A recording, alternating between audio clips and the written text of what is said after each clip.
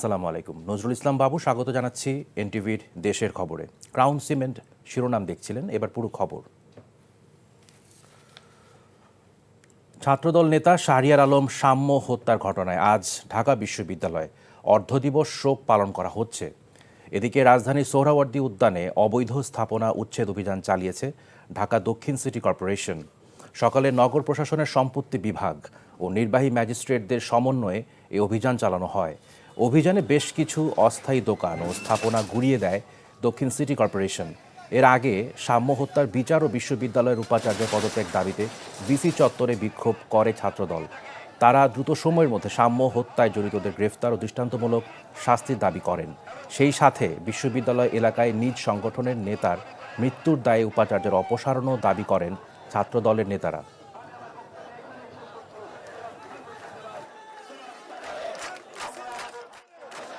বিগত 9 মাসে তারা দায়িত্ব নেওয়ার পর থেকে এই বিশ্ববিদ্যালয় সংলগ্ন এরিয়াতে যে মাদক সেবীদের আড্ডাখানায় পরিণত হয়েছে এবং আমাদের ভাই ও বোনেরা সাধারণ শিক্ষার্থীরা বেশ কয়েকবার তাদের দ্বারা আক্রান্ত হয়েছে, ছিনতাই ঘটনা ঘটেছে, তার এগেইনস্টে তারা দৃশ্যমান কোনো পদক্ষেপ গ্রহণ করেনি। ভারত পাকিস্তানের চলমান সামরিক উত্তেজনার প্রেক্ষাপটে বাংলাদেশের সীমান্ত অঞ্চলগুলোতেও নিরাপত্তা ব্যবস্থা জোরদার করা হয়েছে। চুয়াডাঙ্গা 6 নম্বর বিজিবি ব্যাটালিয়নের আওতাধীন মেহেরপুরের শোলমারী সীমান্ত এলাকায় দেখা গেছে বিশেষ সতর্কতা। বিজিবি কর্তৃপক্ষ এই এলাকায় নিয়মিত টহল, নজরদারি এবং স্থানীয় জনগণের মধ্যে সচেতনতা বৃদ্ধির লক্ষ্যে কাজ করছে। এদিকে বাংলাদেশ সীমান্তে ভারতীয়দের অনুপ্রবেশ ও পুশ ইনের বিষয়ে টহল ও গোয়েন্দা নজরদারি বৃদ্ধি সহ সর্বোচ্চ সতর্ক অবস্থানে রয়েছে বিজিবি। ওয়ালিউল্লাহ অলির ডেস্ক রিপোর্ট। দীর্ঘদিন ধরে শান্তিপূর্ণভাবে বসবাস করছেন মেহেরপুরের সীমান্তের মানুষ। তবে ভারত পাকিস্তানের সাম্প্রতিক যুদ্ধ পরিস্থিতির কারণে তারা কিছুটা উদ্বিগ্ন। এর প্রেক্ষিতে মসজিদে মাইকিং করে এবং জনসমাগম স্থলে সচেতনতা কার্যক্রম চালাচ্ছে বিজিবি। আমাদের সাথে বিজিবি সব সমাজের জন্য আমাদের কাছে আছে এবং আমরা তাদের কাছে আছি। তাদের সহায়তা থেকে আমরা নেবো আর আমাদের সহায়তা তারা নেবে। আয় তার দিন নাই। 0 পয়েন্টে আমাদের মানা করে দিচ্ছে যাওয়ার জন্য, এই জন্য আমরা ওদিকে যাচ্ছি না। মসজিদে মসজিদে মাইকিং করেছেন, মোড়ে মোড়ে আমাদের বলে দিয়েছেন এবং ওনারাও মাঠে আছেন, টহল দিচ্ছেন যেন আমরা কোনো ভাবে তার কাটার কোলে বা 0 পয়েন্টে না যাই। বাংলাদেশ সীমান্তে ভারতীয়দের অনুপ্রবেশ ও পুশিনের বিষয় টহল ও গোয়েন্দা নজরদারি বৃদ্ধি সহ বিজিবি সর্বোচ্চ সতর্ক অবস্থানে রয়েছে বলে জানিয়েছেন BGB Cumilla sector commander colonel Rezaul Kabir. যেখানে কোনো তথ্য আছে যে এখান থেকে পুশিন হতে পারে, সেখানে কার্যকরী ব্যবস্থা যা নেওয়ার সেটা আমরা নিচ্ছি। এটা আমাদের কোনো ব্যর্থ হচ্ছে না এবং আপনাদের কাছে যেরকম ইনফরমেশন আছে আমাদের কাছে এরকম ইনফরমেশন রয়েছে এবং সেটা আমরা যাচাই বাছাই করে আমরা কাজ করি। আমরা যে কোনো সময় যে কোনো রকমের চোরাচালানিকে প্রতিহত করার জন্য আমরা ব্যবস্থা নিয়ে থাকি এবং এখনও সেটা অব্যাহত আছে। সেটার মধ্যে চিনি, গরু, মাদক সব একইভাবে আমরা মূল্যায়ন করছি বা দেখছি বিষয়টা। যেখানে কাঁটাতারের বেড়া নেই কিংবা বাঁশের বেড়া দেয়া আছে, সেখান থেকেও কোনো তথ্য পেলে সাথে সাথে ব্যবস্থা নেওয়া হচ্ছে বলেও জানান তিনি। NTV news desk. Long march to যমুনায় পুলিশের হামলার বিচার সহ 4 দফা দাবি পূরণ না হওয়া পর্যন্ত শাটডাউন কর্মসূচি ঘোষণা করেছে জগন্নাথ বিশ্ববিদ্যালয়ের শিক্ষার্থীরা। দিনব্যাপী আন্দোলন অব্যাহত রাখার পর দুপুরে এই কর্মসূচির ঘোষণা দিয়েছে জগন্নাথের শিক্ষার্থীরা। সকাল থেকে শাহবাগ থেকে কাকরাইল মোড়ে অবস্থান নিয়ে বিক্ষোভ করছেন তারা। দাবি আদায় না হওয়া পর্যন্ত কর্মসূচি চালিয়ে যাবেন তারা। সড়ক অবরোধ করে আন্দোলন চলমান থাকায় বন্ধ রয়েছে ওই এলাকার যান চলাচল। আপেল শাহরিয়ারকে সাথে নিয়ে তামজিদ সুমনের রিপোর্ট। দ্বিতীয় দিনের মতো সড়কে অনড় অবস্থান জগন্নাথ বিশ্ববিদ্যালয়ের শিক্ষার্থীদের। 70% আবাসন ভাতা, বাজেট বৃদ্ধি এবং সব প্রকল্পে অগ্রাধিকার দেওয়ার দাবি নিয়ে আন্দোলন করছেন তারা। সাথে যুক্ত হয়েছে গতকাল আন্দোলনে পুলিশের হামলার বিচারের দাবির বিষয়টিও। বৃহস্পতিবার সকাল থেকেই রাজধানীর কাকরাইল মসজিদের সামনের সড়ক অবরোধ করে দাবি আদায়ের কর্মসূচি পালন করেন শিক্ষার্থীরা। আমাদের জগন্নাথের দাবিকে আজকে 20 বছর যাবতই তারা আমাদের যে দাবিগুলো ছিল বলতেছে তারা শুনবে, বাট পরবর্তীতে কোনো ব্যবস্থা নিচ্ছে না। এটা বছর পর বছর চলতেছে। রাষ্ট্রপতি থেকে ইনশাল্লাহ আমরা আমাদের দাবি আদায় করতে পারবো। আমরা যেহেতু জুলাই আন্দোলনে আমরা রাজপথে থেকে আমাদের দাবিগুলো আদায় করেছি, অবশ্যই আমরা আমাদের দাবি আদায় করে আমরা ঘরে ফিরবো। দুপুরের পর থেকে আন্দোলনে নতুন মাত্রা যোগ করে জগন্নাথের আন্দোলনরত শিক্ষার্থীরা বলছেন, দাবি আদায় না হওয়া পর্যন্ত শাটডাউন কর্মসূচিতে যাবেন তারা। যতক্ষণ পর্যন্ত না আমাদের দাবি আদায় না হচ্ছে ততক্ষণ পর্যন্ত আমরা এখান থেকে সরছি না, আমরা অনড় থাকছি। এছাড়া আমরা ক্লাস বা যে আমাদের ক্যাম্পাসে ফিরেও যাব না। শিক্ষার্থীদের সাথে একাত্মতা ঘোষণা করে বিশ্ববিদ্যালয়ের শিক্ষকরাও কঠোর আন্দোলনের হুঁশিয়ারি দিয়েছেন। এটা ক্ষমতা চালাচালির কোনো বিষয় না, চ্যালেঞ্জ তোলার কোনো বিষয় না। আমাদের যৌক্তিক দাবিটা তো আমরা আমাদের সরকারের কাছেই জানাবো। ওনারা যত দ্রুত এটা নিরসন করবে এটা ওনাদের জন্য মঙ্গলজনক। না হয় থার্ড পার্টি এখানে সুযোগ নিতে পারে, তার দায় কিন্তু আমরা নিব না। আমরা আমাদের দাবি আদায়ে অনড় থাকবো। এই আন্দোলন যদি স্প্রেড আউট হয় তো এইটা কতদূর সীমানায় ছড়িয়ে পড়বে এটা আপনিও বলতে পারবেন না, আমিও বলতে পারবো না। সকাল থেকে সড়ক অবরোধ করে জগন্নাথের শিক্ষার্থীদের আন্দোলন চলায় দীর্ঘ যানজটে ভোগান্তিতে পড়েন রাজধানীবাসী। Tamjid Sumon, NTV news, Dhaka. এই বিষয়ে আরও জানতে কাকরাইল মোড় থেকে যোগ দিচ্ছেন সিনিয়র করেসপন্ডেন্ট আপেল শাহরিয়ার। আপেল, শিক্ষার্থীরা কি এখনও অবস্থান করছেন?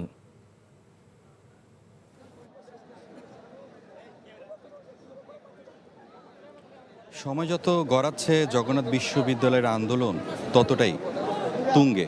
আপনি হয়তো বা দেখতে পাচ্ছেন যে এখনও শিক্ষার্থীরা এখানে অবস্থান করছেন। প্রায় ২৬টি বাসে করে ক্যাম্পাস থেকে শিক্ষার্থীরা এখানে এসেছেন।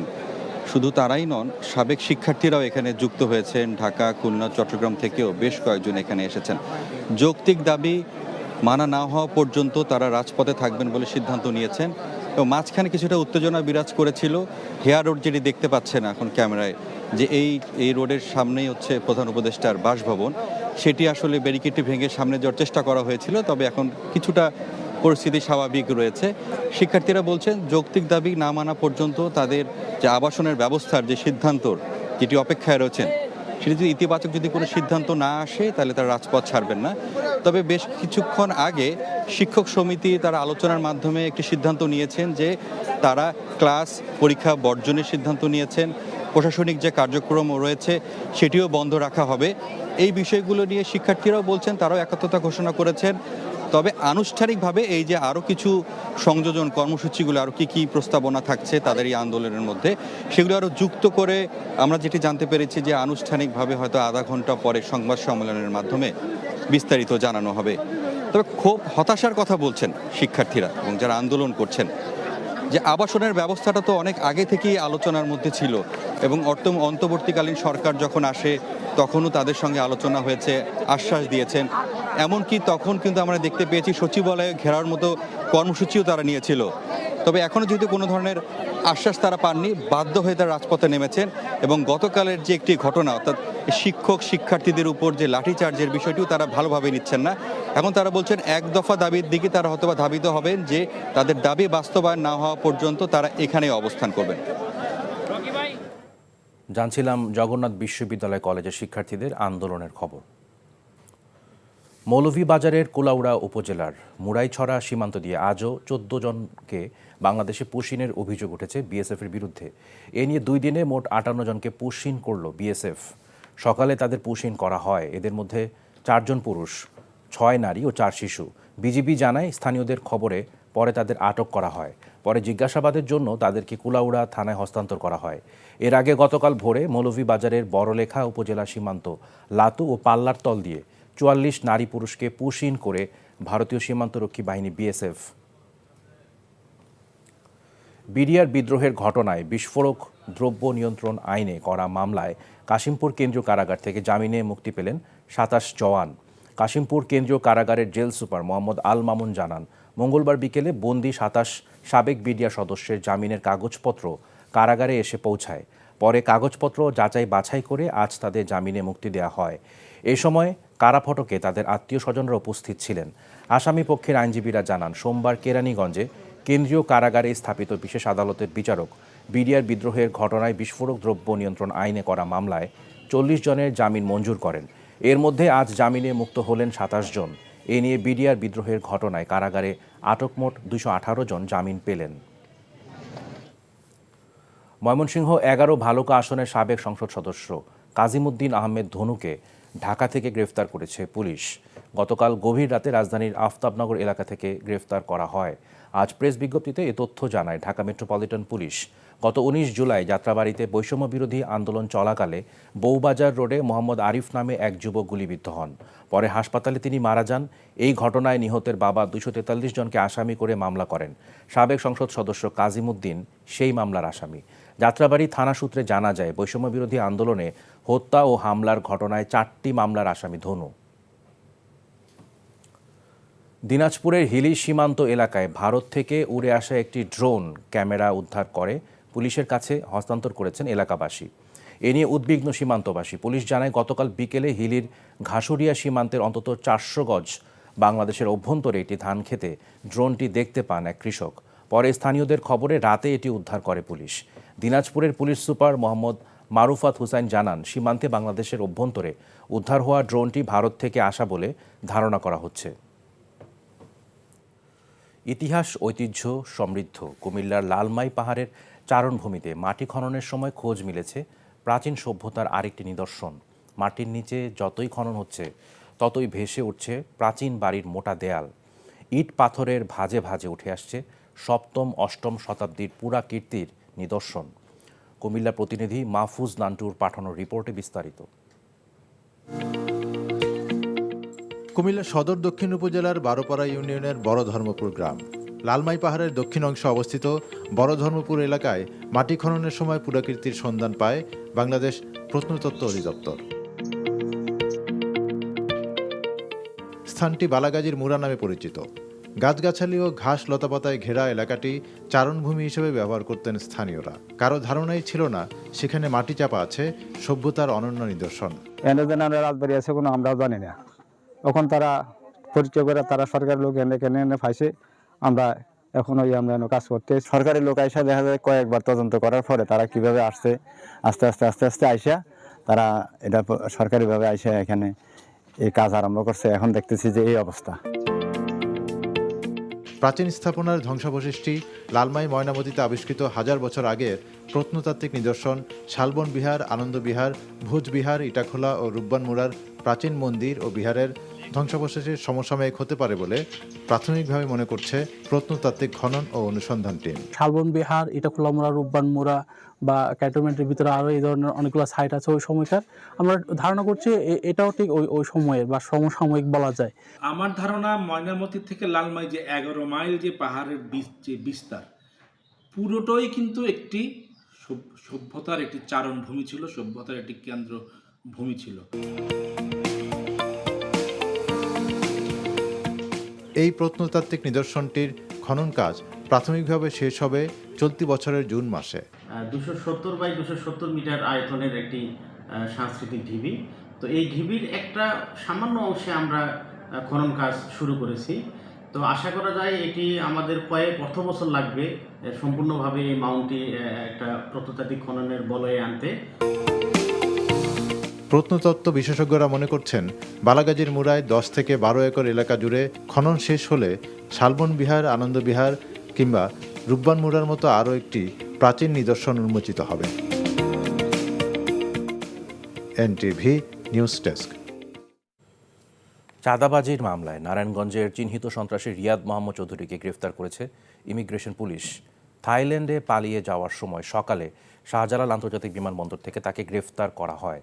নারায়ণগঞ্জ পুলিশ সুপার প্রত্যুষ কুমার মজুমদার জানান, চাঁদাবাজির মামলায় ঢাকা বিমানবন্দর থেকে পুলিশ তাকে গ্রেফতার করে। এদিকে দলীয় শৃঙ্খলা ভঙ্গের অভিযোগে নারায়ণগঞ্জের ফতুল্লা থানা বিএনপি সাংগঠনিক সম্পাদক পদ থেকে রিয়াদ মোহাম্মদ চৌধুরীকে বহিষ্কার করেছে বিএনপি। এর আগে নারায়ণগঞ্জের ফতুল্লার এক ব্যবসায়ীকে তার গার্মেন্টস পুড়িয়ে দেওয়ার হুমকির অভিযোগ ওঠে রিয়াদ মোহাম্মদ চৌধুরীর বিরুদ্ধে। সম্প্রতি সামাজিক যোগাযোগ মাধ্যমে রিয়াদের হুমকি প্রদানের ফোনালাপ ভাইরাল হয়।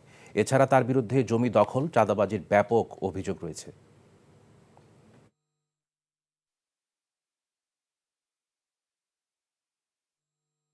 আপনি ফ্যাক্টরি খুলছেন কেন? ফ্যাক্টরিতে আগুন ধরাই দেবো। আপনি তো বা শেখ হাসিনার নাকি লাগেন? আপনি মানুষ মনে করেন না। আপনি এখন ফতুল্লা আসেন, আপনি আইবেন না ফ্যাক্টরি আগুন ধরাম কোনটা করুন? আমার বয়ান দিয়ে না, আমি যেটা কইটা শুনেন। শৈশবের মতন মালিকের ফ্যাক্টরি ধরছে, সেলিম ওসমানেরটাও ধরছে, আর আপনি তো শামীম ওসমানের ছোট ভাই, আপনার তো আর আগে ধরবো। পাবনার রূপপুর পারমাণবিক বিদ্যুৎ প্রকল্প এলাকায় বিক্ষোভ সমাবেশ করে বিশৃঙ্খলা সৃষ্টি করে প্রকল্প বন্ধের ষড়যন্ত্রের প্রতিবাদে ঈশ্বরদীতে বিক্ষোভ ও মানববন্ধন অনুষ্ঠিত হয়েছে।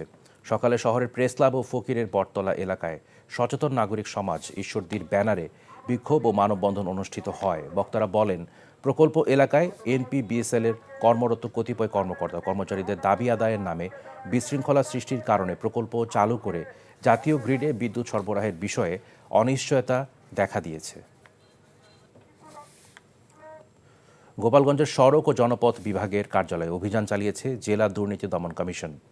দুপুরে দুর্নীতি দমন কমিশন জেলা কার্যালয়ের সহকারী পরিচালক সোহরাব হোসেন সোহেলের নেতৃত্বে এই অভিযান পরিচালিত হয়।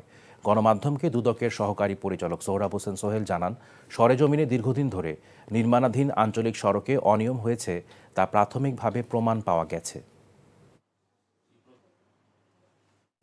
প্রশাসনের বেঁধে দেয়া সময় অনুযায়ী আজ থেকে নাটোরে শুরু হয়েছে পুরোদমে আম সংগ্রহ ও বাজারজাতকরণ। সকাল থেকে নাটোরের আহমদপুর, তমালতলা সহ বড় বড় মোকামে আসতে শুরু করে গুটি জাতের আম। মান ও আকার ভেদে প্রতিমন আম বিক্রি হচ্ছে 550 থেকে 700 টাকায়। মূলত বিভিন্ন কৃষি পণ্য প্রক্রিয়াজাত কারখানায় প্রতিনিধিরা সংগ্রহ করছেন এসব আম। গত 8 মে জেলা প্রশাসন ও কৃষি বিভাগ চাষি ও ব্যবসায়ীদের সাথে বৈঠকে আজ থেকে গুটি জাতের আম বাজারজাতকরণের তারিখ নির্ধারণ করেছিল। এবছর নাটোর জেলায় প্রায় 73,000 মেট্রিক টন আম উৎপাদনের আশা করছে কৃষি বিভাগ। আন্তর্জাতিক মেরিটাইম প্রদর্শনীতে অংশগ্রহণের উদ্দেশ্যে চট্টগ্রাম ত্যাগ করেছে নৌবাহিনীর যুদ্ধজাহাজ খালিদ বিন ওয়ালিদ। মালয়েশিয়ায় 5 দিনব্যাপী এ প্রদর্শনী অনুষ্ঠিত হবে। সকালে চট্টগ্রামের ইশাখা ঘাটিতে নৌবাহিনীর রীতি অনুযায়ী জাহাজটিকে আনুষ্ঠানিক যাত্রার আয়োজন করা হয়। নৌবাহিনী জানায় 5 দিনব্যাপী অনুষ্ঠিতব্য এই প্রদর্শনীতে বিশ্বের বিভিন্ন দেশের উচ্চ পর্যায়ের প্রতিনিধি, পর্যবেক্ষক ও নৌবাহিনী জাহাজসমূহ অংশগ্রহণ করবে।